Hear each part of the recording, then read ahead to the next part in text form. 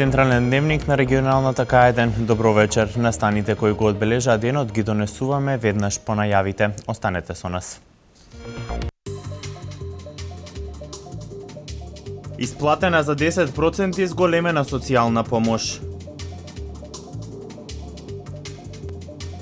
Започна изградбата на новиот кружен тек кај Евона.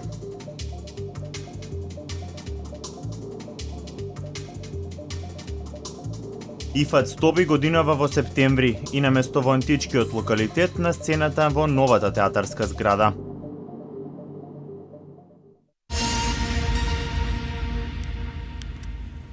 Пред 10 дена примателите на социјална помош на своите сметки добија зголемена социјална помош за 10%.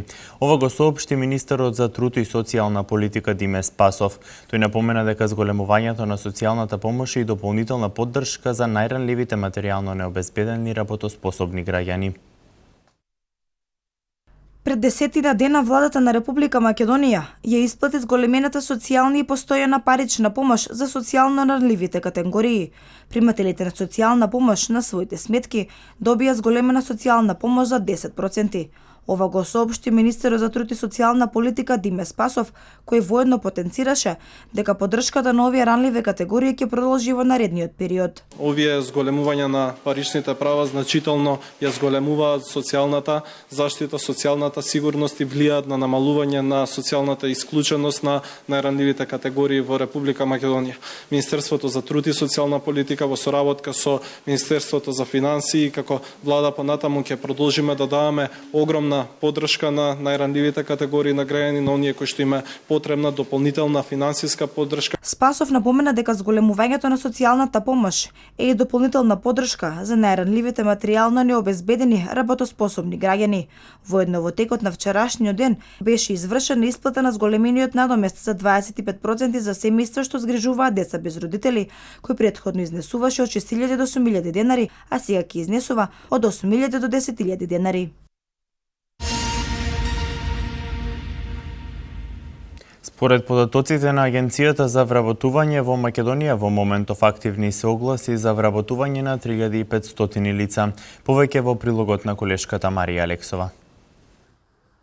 Речиси 3500 слободни работни места на пазарот на труд во моментов се отворени преку Државната агенција за вработување. Иако е период на годишни одмори, работодавачите не мируваат, а се поттикнати и од мерките и поддршката која ја дава владата, бараат нови и стручни работници. И странските инвеститори отвараат нови работни места, регрутираат и обучуваат кадри за своите идни капацитети, а воедно бараат и менаџерски кадар, а статистиката вели, стручните кадри на пазарот на труд се повеќе барани. Недостигаат заварувачи, бравари, кранисти. Од друга страна, слободни работни места има за продавачите, таксистите, келнерите, магационерите и дизајнерите на интернет страници. Се бараат и обезбедувачи, шивачи, готвачи и градежници. Најмногу слободни работни места се отворени во преработувачката индустрија и трговијата, речиси 900. Нови работни места се отворени и во градежната индустрија, над 400, а работа за исто толку лица има и во областа на транспортот. Најголем број огласени слободни места за работа има Центарот за вработување во Скопје и тоа над 2000. Во Штип и Битола се отворени по речиси 200 работни позиции, а над 100 во Охрид и Валандово.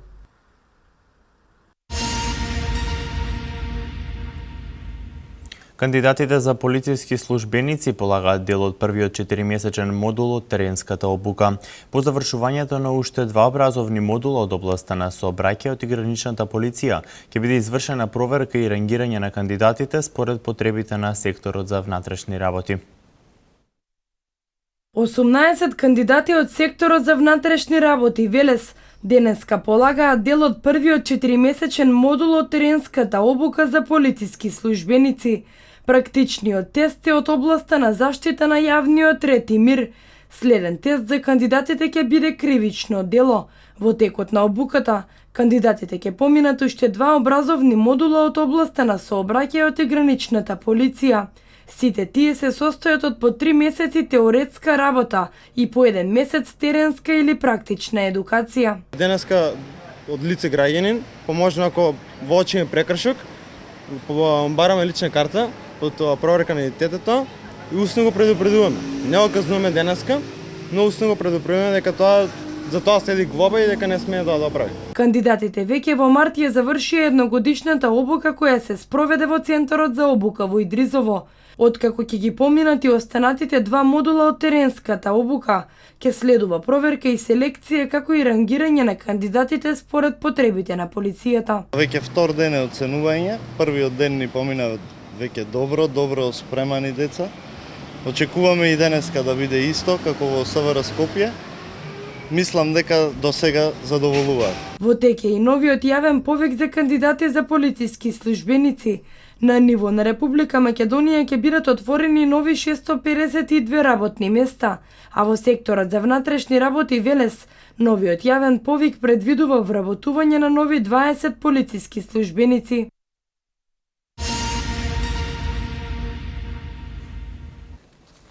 Велес ќе добие нов кружен тек. Тој ќе ги поврзува улиците Благој Ѓорев, Осма Велешка и Тодор Јанев.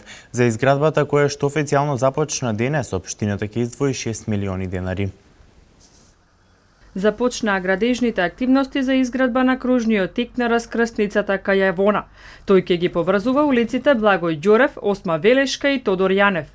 При изградбата ќе биде извршено проширување со што ќе биде одземен дел од тротоарите пред фонтаната и пред Авона. Со неговата изградба се очекува Велес да добие побезбеден и регулиран сообраќај и за возачите и за пешаците. Во меѓувреме извадивме и решение за времен режим на сообраќај кој што ќе овозможи да непречено да се одвива сообраќајот во наредниот период кој што додека се гради овој кружен тек. Времето на изградбата е 60 дена. Јас се надевам дека изведувачот нема да има поголеми потешкоти околу изведбата на самиот проект, така да ние очекуваме дека негде околу за 2 месеца и дефинитивно и овој тежок чвор, гордиот чвор во сегментот на одвивањето на сообраќајот во нашиот град ќе го разрешиме. Поради изградбата на кружниот тек ќе бидат дислоцирани сите објекти кои беа од времен карактер кај Авона. Собствениците за нов простор ќе можат да конкурираат на конкурсот за слободен простор за привремени објекти, а локацијата е веќе позната. Ќе бидат преместени и такси стојалиштата со што целосно ќе биде исчистен теренот за изградбата на кружниот тек и непречено одвивање на работите. Ќе ги расчистиме сите објекти на овој сегмент тука, без разлика дали ќе пречат или нема да пречат. Има веќе налог дадено за останување на објектите, за да добиеме една целосна целина.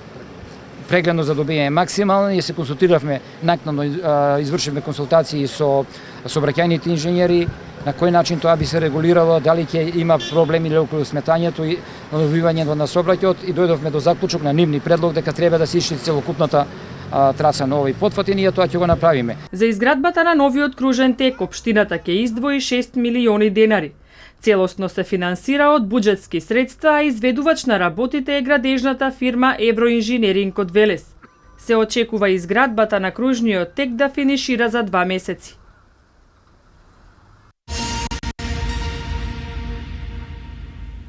Во текот на летниот период планирано е да бидат реконструирани 45 училишни згради во различни општини. За таа намена владата обезбеди 220 милиони денари, најави заменик министерот за образование и наука Спиро Ристовски.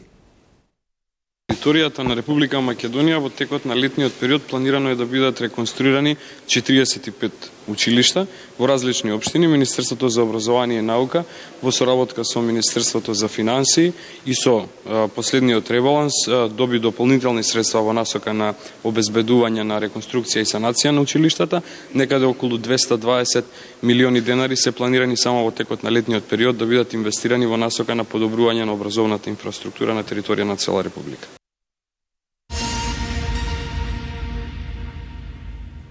Од денеска до 5 август се воведува ограничување на движењето на сите лица во шумите и шумските појаси во термин од 7 до 17 часот, соопшти од Министерството за земјоделство, шумарство и водостопанство. Во шумите можат да се движат лица само кои имаат добиено соодветна дозвола од јавното предпријатие за стопанисување со државните шуми, македонски шуми и субјектите кои управуваат со заштитените подрачја.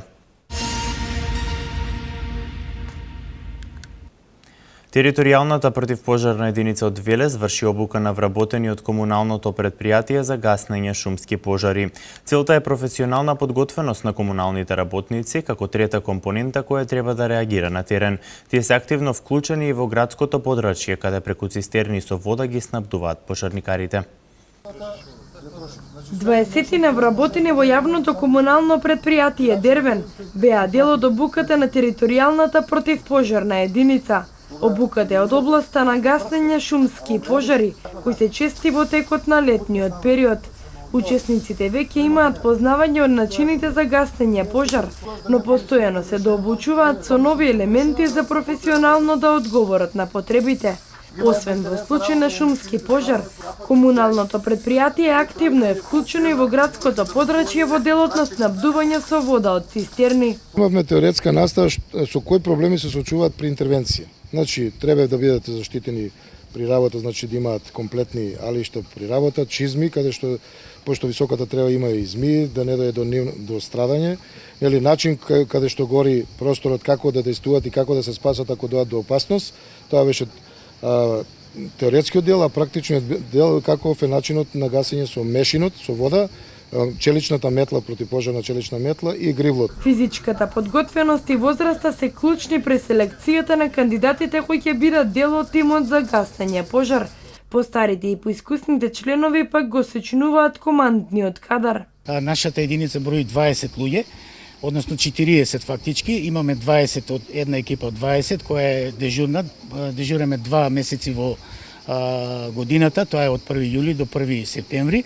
Имаме 20 луѓе плюс кои што се резерва во случај некој да се разболи од првата екипа, да е на годишен одмор и да не може да одговори на задачата во тој момент. При евентуални пожари од поголем размер, екипата на ЈКП Дервен на терен реагира како трета компонента по територијалната противпожарна единица и шумското стопанство Бабуна.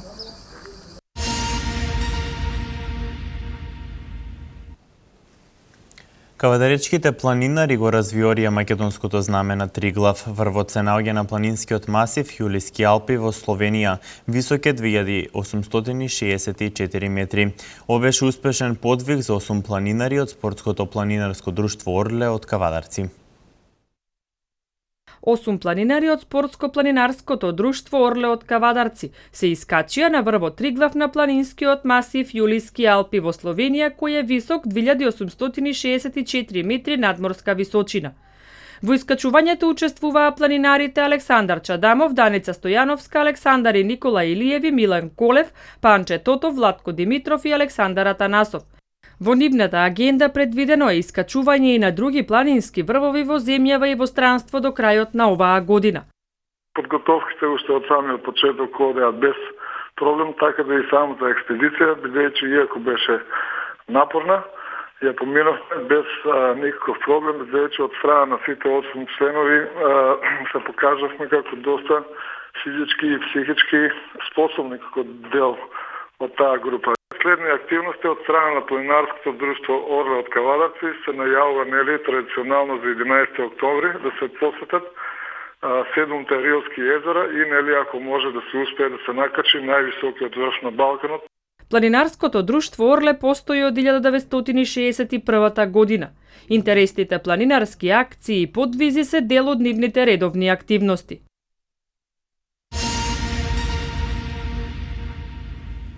Интернационалниот фестивал на античка драма Стоби 2015 ќе се одржи од 5 до 22 септември со нова локација во Народниот театар Јордан Хаџи Константинов Џинот. Причина за новиот датум и локација се активностите кои се вршат во античкиот локалитет Стоби. Кон крајот на август ќе бидат познати сите имиња на театрите кои ќе учествуваат на 14-тиот интернационален фестивал на античка драма Стоби. Од 5 до 22 септември е новиот датум за одржување на Интернационалниот фестивал на античка драма Стоби. Традиционално овој фестивал се одржуваше кон средината на месец јули. Покрај промената на терминот, промена ќе се случи и на локацијата. Причините поради кои сцената од античкиот театар ќе се премести во Народниот театар Јордан Хаџи Константинов Џинот се реставраторските активности кои се случуваат токму на делот на античкиот театар во Стоби. Во писмото кој организаторите го добиле, стои дека никој не може да гарантира дека гледалиштето нема да се сруши, затоа што коридорот под него е отворен и статички е нестабилен. Левата страна од кавејата е апсолутно небезбедна. Значи, и до сега што се одржуваат театарски представи и фестивалот се одржуваше на одговорност на организаторот. Оваа година луѓето, ние им рековме, вие не можете да не препуштате нас одговорноста, мислам нас, зборувам за театарските луѓе, сега да не се делиме. Кажете и гарантирајте безбедност. Ние тоа не можеме да го направиме затоа што коридорот доле е отворен, а не е стабилизиран, статички. Организаторите се надеваат дека до септември дел од активностите во античкиот театар ќе се завршат, па можеби ќе може некој од представите да се одигра во археолошкиот локалитет Стоби. Театарот не излезе во пресред фестивалот да го одржиме овде, целиот, но ние ќе му дадеме уште една шанса на локалитетот да видиме доколку во тој период се завршат некакви големи зафати, да можеме барем 2-3 од представите во септември да ги изведеме таму, затоа што гостите, поготово странците, стрикно го бараат тој простор. Програмата, иако тие веќе се во преговори со дел од учесниците, сепак не ја објавија. Кон крајот на месец август ќе бидат познати сите имиња на театри кои ќе учествуваат на 14-тиот интернационален фестивал на античка драма Стоби.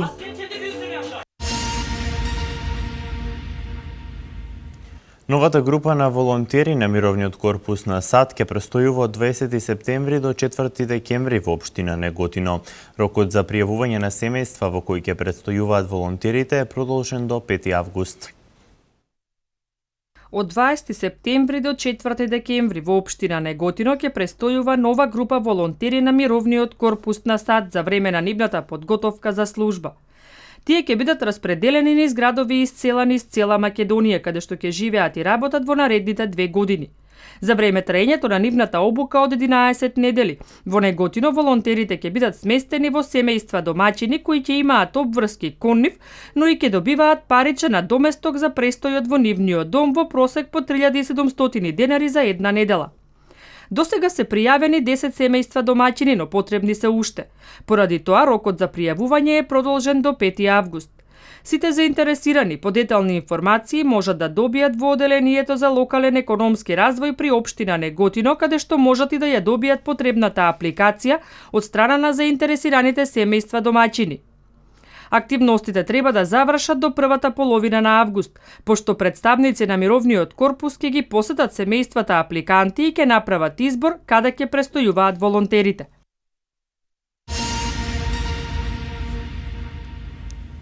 Почна откупот на пченица. По изградбата на македонските аеродроми, бројот на патници е зголемен за 12 пати. Вестите од Македонија во продолжение. Стартуваше откупот на лебно зрно во најголемиот мелничко-пекарски капацитет во Битолско. На првиот откупен ден, одзивот на земјоделците е скромен. Ниските просечни приноси на пелагониското поле од 2 до 2,5 тони по хектар и откупната цена на пченицата која се движи од 9 до 11 денари за килограм, оваа година ги прават земјоделците незадоволни. Велат дека одамна не паметат послаба жетва. Со вакви просечни приноси, производството ќе биде преполовено. Дел од нив бараат да нема категоризација на пченицата според квалитет, туку да се откупува по единствена цена. Преработувачите се децитни дека цената е во согласно со светската берза, а квалитетот се одредува според вообичаените параметри. Најавуваат намалување на цената на лебот за 10%.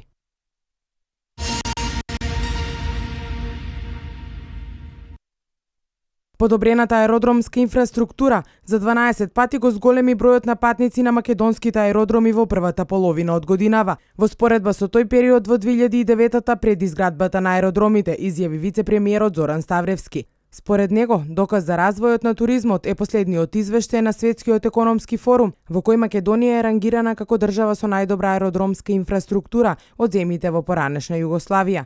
Приказната за туристичката понуда во Македонија оди во добра насока. Во првите 6 месеци од 2015-та, 634.000 лица слетале на аеродромите во Скопје и Охрид, додека во 2009 за 6 месеци имало 56.000 патници. Покрај инфраструктурата неопходен услов за зголемување на бројот на патници се и субвенционирањата на туроператорите кои ќе донесат туристи во Македонија со ефтини билети, како и субвенциите на компаниите што носат туристи.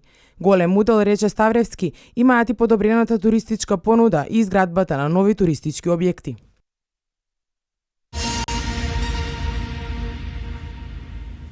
Хашкиот суд ќе му суди на Караджик во декември. Не стивнува пламената стихија на Корчула и Пељашац, вести од светот. Хашкиот суд би требало во декември годинава да ја изрече првостепената пресуда во судскиот процес против поранешниот лидер на босанските срби Радован Караджич. Според прес-службата на трибуналот, истите извори нагласиле дека точниот датум за изрекување на пресудата се уште не е одреден, но дека се очекува тоа да биде во декември. Српските власти го уапсија Караджич кој се криеше повеќе години во јули 2008 година, а една недела подоцна му го предадоа на Хашкиот суд.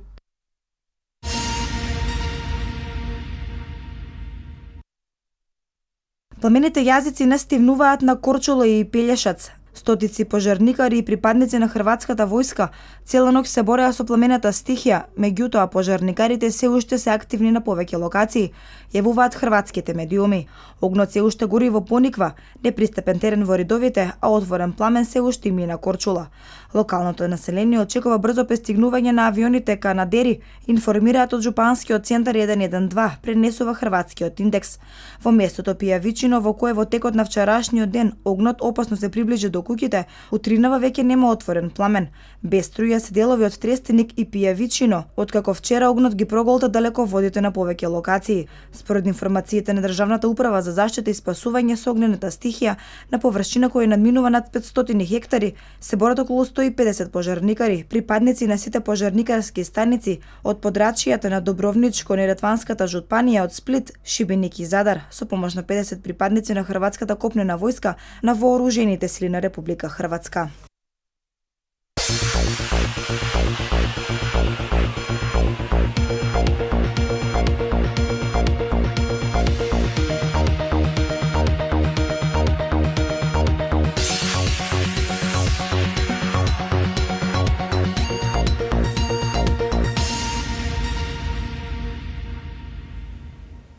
Македонската кошаркарска репрезентација остана без селекторот Джикик. Вардар непоразен ги заврши настапите во Лигата на шампионите. Работнички утре против Јеглава за пласман во третото квалификацијско коло од Лига Европа. Вестите од спортот во продолжение. Македонската кошаркарска федерација донесе изненадувачко одлукот како на само 40 на дена пред почетокот на европското првенство му даде отказ на селекторот Александар Джики. Токму тој беше најзаслужен за пласманот на нашата репрезентација на првенството, бидејќи со подмладен состав успеа се избори за место на шампионатот. Кошаркарската федерација излезе со соопштение дека поради нарушена соработка и недоверба го разрешува Джики од селекторската позиција, заблагодарувајќи му се за досегашната работа. Експресно по отказот на веќе поранешниот селектор на кошаркарската репрезентација Джикик, федерацијата го објави името на новиот селектор. Тоа ќе биде Маријан Србиновски, а негов помошник ќе биде спортскиот директор на федерацијата Заре Марковски. За Србиновски ова ќе биде прва можност да ја води репрезентацијата откако на првенството во Литванија во 2011-та му беше помошник на Марин Докузовски.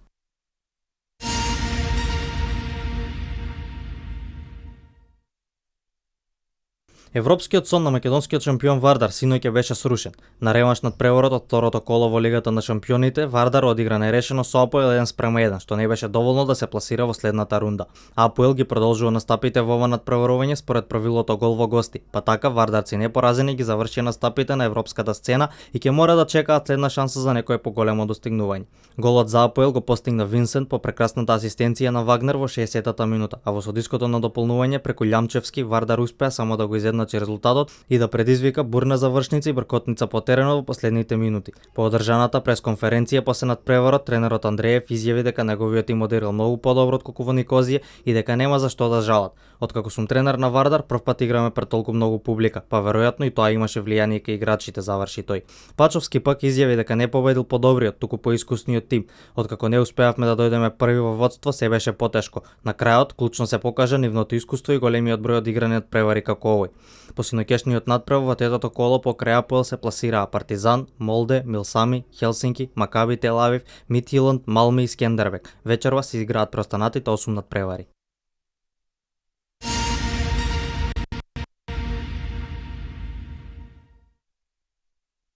На денешната пресконференција, која беше одржана во пресет на реванш дуелот од третото квалификацијско коло за Лигата на Европа, капитенот на романтичарите Илиоски верува дека тој ќе успее да го прекине постот во европските надпревари без постигнат гол и дека со тоа би му помогнал својот тим да дојде до позитивен резултат.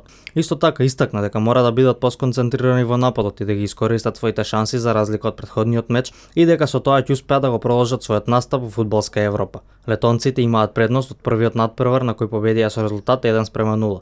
Надпреварот Работнички и Еглова се игра утре со почеток во 20 часот на националната арена Филип II во Скопје.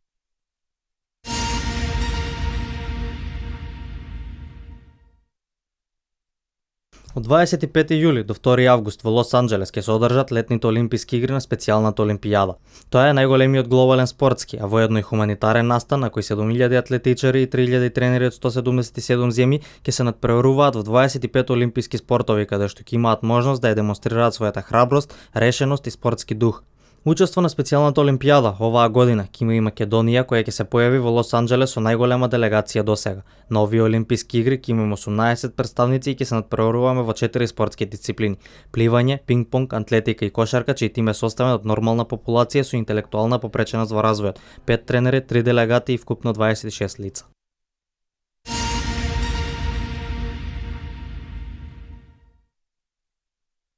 Ривер Плата конечно избори пласма во финалето на Копа Либертадорес по цели 19 години. Тие во полуфиналниот двомеч успеаја да го елиминираат парагвајскиот Гуарани.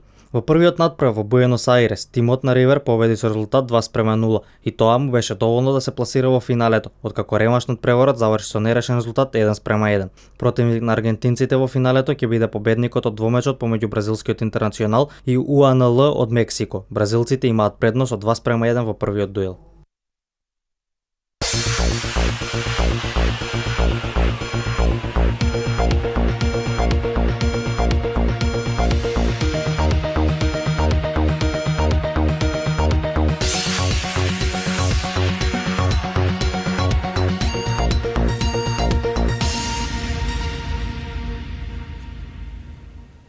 Денес имавме сончево и топло време и во наредните денови не очекува слично време со температури до 40 степени. Да ги погледнеме деталите за временската прогноза.